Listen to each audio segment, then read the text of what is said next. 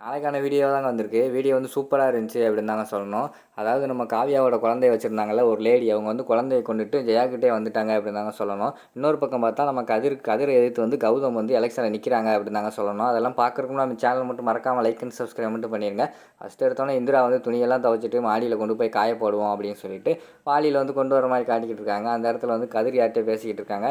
நீங்கள் ஒன்றும் பயப்பட வேண்டாம், எல்லாமே என்னோட கண்ட்ரோலுக்கு வந்துருச்சு அப்படிங்கிற மாதிரி சொல்லிட்டு இங்கே திரும்புகிறாங்க. பக்கத்தில் பார்த்தா இந்திரா இருக்காங்க. இந்திரா பார்த்தோன்னே அவருக்கு என்ன பேசுன்னு தெரியல, ஃபோனை வச்சிடுறாங்க. உடனே நம்ம கதிர் வந்து மிரட்டுறாரு. பாத்தியா, எங்கள் அம்மாவே என் பக்கம் வந்துட்டாங்க, இன்னும் கொஞ்ச நாள் தான் உங்கள் அக்கா வந்து பைத்தியக்காரி அப்படின்னு ஒரு பட்டத்தை கட்டி இந்த வீட்டை விட்டு அனுப்ப போகிறேன் பாரு அப்படிங்கிற மாதிரி சொல்கிறாங்க. உடனே இந்திரா வந்து கேட்காங்க, மாமா ஏன் மாமா உங்களுக்கு இப்படி ஒரு எண்ணம், எங்கள் அக்கா என்ன பண்ணா அப்படிங்கிற மாதிரி கேட்காங்க.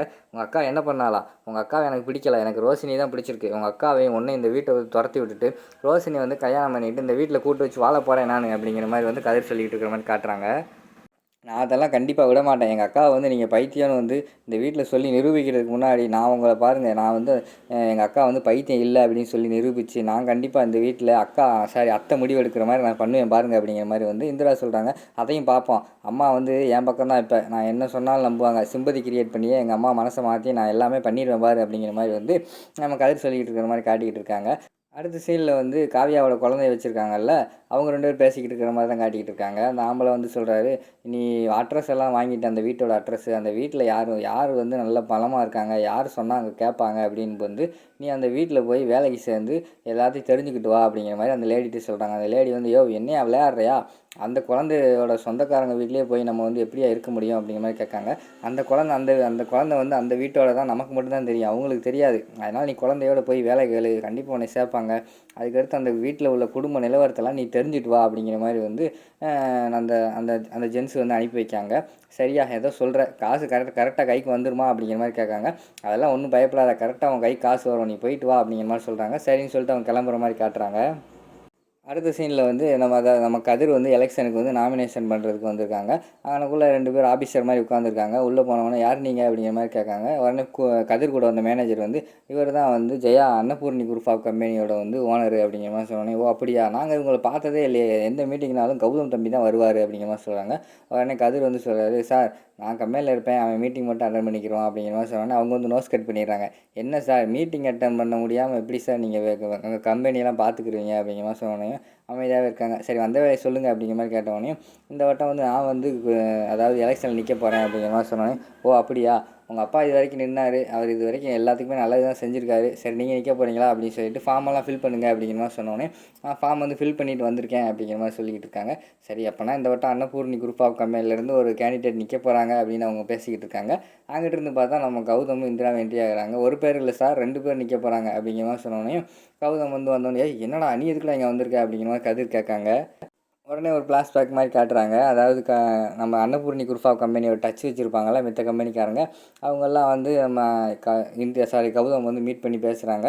தம்பி, கம்பெனியோட நடவடிக்கையே இப்போ சரியில்லை, எல்லாமே மாறிடுச்சு. கதிர் தம்பி யோசிக்கவே மாட்டேக்காரு, எதுனாலும் ஒவ்வொரு முடிவு எடுத்துக்கிட்டே இருக்காரு, அதனால் வந்து இதெல்லாம் சரிப்பட்டு வராது, ஷேர் வேறு ரொம்ப குறைஞ்சிருச்சு அப்படிங்கிற மாதிரி சொல்கிறாங்க.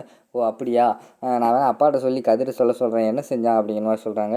இல்லை தம்பி, எனக்கு என்னமோ நம்பிக்கை இல்லை. அது மட்டும் இல்லாமல் இப்போ எலெக்ஷனில் நிற்க போகிறாரு, எலெக்ஷன் நின்று சப்போஸ் ஜெயிச்சிட்டா அவரோட நடவடிக்கை வேறு மாதிரி ஆயிரும் அப்படிங்கிற மாதிரி வந்து எல்லாருமே சொல்கிறாங்க. நான் வேணா அவன்கிட்ட சொல்கிறேன், என் சைட்லேருந்து அவனை எப்படியே ஓட்டு போட்டு ஜெயிக்க வச்சுருங்க, நான் அவனை கண்டிப்பாக திருத்திடுவேன் அப்படிங்கிற மாதிரி வந்து நம்ம கௌதம் வந்து சொல்கிறாங்க. இல்லை தம்பி, நாங்கள் அந்த முடிவு இல்லை, நீங்கள் தான் நிற்கணும், அவருன்னா எங்களுக்கு பிடிக்கலை, நீங்கள் வந்து எலெக்ஷனில் நில்லுங்க, அப்போ தான் சரியாக வரும் அப்படிங்கிற மாதிரி சொல்கிறாங்க. கௌதம் வந்து எனக்கெல்லாம் இது வேணாம் சார், எனக்கு சரியாக வராது அப்படிங்கிற மாதிரி சொல்கிறாங்க. இல்லை தம்பி, நீங்கள் ஜெயிச்சா தான் உங்கள் அப்பா வந்து அதாவது கட்டி வச்சுருக்கிற அந்த பேர் எல்லாத்தையுமே நீங்கள் வந்து பாதுகாக்க முடியும், உங்கள் அண்ணன் ஜெயிச்சா கண்டிப்பாக அதெல்லாம் தவிடுபடி ஆயிரும் அப்படிங்கிற மாதிரி சொல்கிறாங்க. ஓ அப்படியா அப்படிங்கிற மாதிரி சொல்லிட்டு, சரி சார் நான் நிற்கிறேன் அப்படிங்கிற மாதிரி வந்து கௌதம் சொல்லிடுறாங்க. இந்திரா வந்து சொல்கிறாங்க, கௌதம் எதுக்கும் அத்தைக்கிட்ட கேட்டுக்கோ அப்படிங்கிற மாதிரி சொல்கிறாங்க. இல்லை கம்பெனிக்காக எது நல்ல விஷயம் பண்ணாலும் அம்மா வந்து ஓகேன்னு சொல்லுவாங்க, நான் வந்து நிற்கிறேன் சார் அப்படிங்கிற மாதிரி சொல்லிட்டு வந்துடுறாங்க. அந்த இடத்துல வந்து நாங்கள் நாமினேஷன் பண்ண வந்திருக்கோம் அப்படின்னு வந்து கௌதம் இந்திரா சொல்கிறாங்கல்ல. உடனே அது வந்து கதிர் கேட்டு, டேய் கௌதம், அடுத்தவங்க பேச்ச கேட்டு ஆடாதடா, கண்டிப்பாக இந்த எலெக்ஷன் நான் தானே ஜெயிக்க போகிறேன் அப்படிங்கிற மாதிரி சொல்கிறாங்க. ஜெயிக்க போகிறல, ஜெயிச்சுக்கோ, பார்த்துக்குறோம் யார் ஜெயிக்கா அப்படிங்கிற மாதிரி அவங்க பேசிக்கிட்டு இருக்காங்க. இங்கிட்டு பார்த்தா நம்ம கதிர் இருக்கார்ல, என்ன உனக்கு என்ன திமிரா, அவள் பேச்ச கேட்டு ஆடாத அப்படிங்கிற மாதிரி சொல்லிக்கிட்டு இருக்காங்க நம்ம கதிர். டேய் நீ ஒரு பக்கம் நின்னா நான் ஒரு பக்கம் நிற்க போகிறேன், யார் ஜெயிக்க வராங்களோ அவங்க பார்த்துக்கிட்டோம் சரியா, அதை விட்டு தேவையில்லாமல் பேசிக்கிட்டு இருக்காத அப்படிங்கிற மாதிரி வந்து கௌதம் சொல்கிற மாதிரி காட்டிக்கிறாங்க. ஓ அப்படியா, சரிடா பார்த்துக்குருவோம், நீயா நான் பார்த்துக்குறோம் அப்படின்னு சொல்லிட்டு நம்ம கதிர் வந்து கோவப்பட்டு வெளியில் போகிற மாதிரி காட்டிக்கிட்டு இருக்காங்க. வெளியில் போய் வெயிட் பண்ணிக்கிட்டு இருக்காங்க. நம்ம கௌதம் இந்திரா வந்து நாமினேஷன்லாம் பண்ணிவிட்டு வெளியில் வராங்க. வெளியில் வந்தோடனே இங்கே பாரு ஒழுங்காக இந்த இந்த இந்த எலெக்ஷன் நிற்கிறத விட்டு போயிரு, இல்லைன்னா நான் சும்மா விட மாட்டேன் அப்படிங்கிற மாதிரி வந்து நம்ம கதிர் சொல்கிறாங்க. என்னடா பண்ணுவேன் அப்படிங்கிற மாதிரி கேட்குறாங்க. இங்கே பாரு நீயும் இந்திராவும் இருக்கிற ரகசிய வீடியோ அந்த பென்ட்ரைவில் வச்சுருக்கேன், இதை வந்து ப்ரெஸ்ஸு மீடியா எல்லாத்துலேயுமே கொடுத்துடுவேன் பார்த்துக்கோ அப்படிங்கிற மாதிரி சொல்லிட்டு இருக்காங்க. அவங்க 2 பேருமே கவலையப்படல, நீ உன்னால் முடிஞ்சதை பார்த்துக்கோடா அப்படின்னு சொல்லிட்டு கௌதம் இந்திரா அந்த இடத்த விட்டு போயிடுறாங்க. கதிர் வந்து கோபமாக இருக்கிற மாதிரி காட்டுறாங்க. அடுத்த சீனில் வந்து அந்த காவியாவோட குழந்தைய வச்சுருக்காங்கள்ல, அந்த லேடி வந்து நம்ம ஜெயா வீட்டுக்கு வந்துடுறாங்க. வந்துட்டு குழந்தையோடு நிற்கிறாங்க. என்னம்மான்னு கேட்டதுக்கு, அம்மா நான் வந்து சமைப்பேம்மா நல்லா, இங்கே சமையல்காரியாக நான் வேலை செஞ்சுக்கிறேம்மா அப்படிங்கிற மாதிரி சொல்கிறாங்க. என்னம்மா நீ கை குழந்தைய வச்சுக்கிட்டு எப்படிம்மா வேலைக்கு சேருவேன் அப்படிங்கிற மாதிரி சொல்லிக்கிட்டு இருக்காங்க. இல்லைம்மா நான் நல்லா சமைப்பேன் ப்ளீஸ்மா, அவங்க அப்பா வேறு விட்டுட்டு போயிட்டாரு, நாங்கள் 2 பேரும் தனியாக இருக்கோம், வேலை கொடுங்கம்மா அப்படின்னு கெஞ்சிக்கிட்டு இருக்காங்க. சரி என்ன பண்ணுறதுன்னு யோசிச்சுக்கிட்டு இருக்காங்க. அங்கிட்டிருந்து காவியா வேறு வந்து பார்த்துக்கிட்டே இருக்காங்க குழந்தைய. அப்படியே எல்லாருமே பார்த்துக்கிட்டே இருக்கிற மாதிரி காட்டிக்கிட்டு இருக்காங்க. அதோட பார்த்தீங்கன்னா அந்த எபிசோடை வந்து முடிச்சிடுறாங்க.